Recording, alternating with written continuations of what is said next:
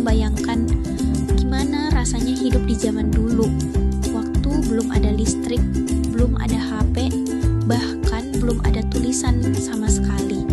Nah, hari ini kita akan berpetualang ke zaman praaksara, zaman dimana manusia masih belajar bertahan hidup, dari yang cuma bisa berburu sampai akhirnya bisa bertani dan membangun rumah batu raksasa.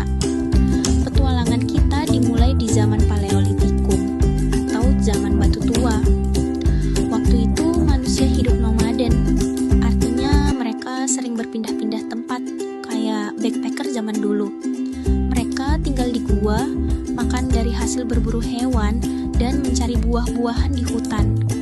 Alat mereka masih dari batu yang kasar banget, tapi buat mereka itu sudah luar biasa. Bayangin deh, mau motong daging aja harus pakai batu tajam. Lanjut ke zaman Mesolitikum, manusia mulai lebih pinter nih.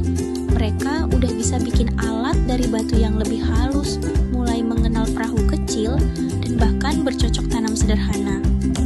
Walau belum menetap sepenuhnya, mereka kadang tinggal agak lama di satu tempat, terutama kalau banyak makanan di situ.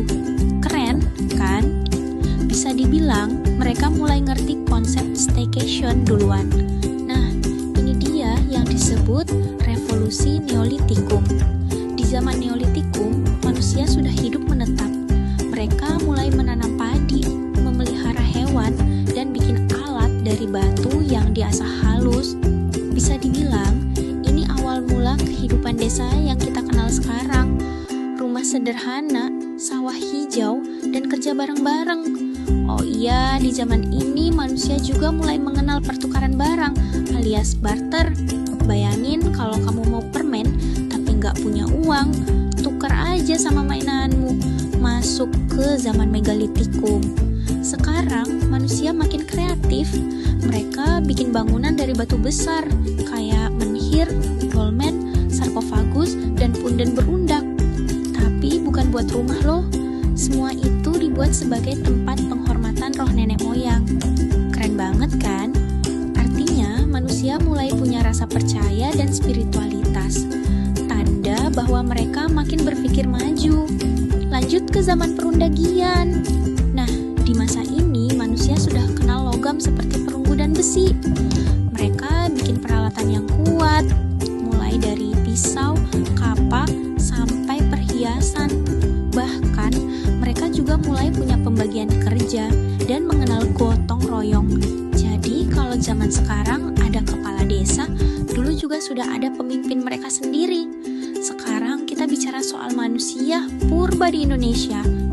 Di negeri kita banyak banget ditemukan fosil manusia purba yang menunjukkan bagaimana manusia berevolusi. Coba kenalan yuk.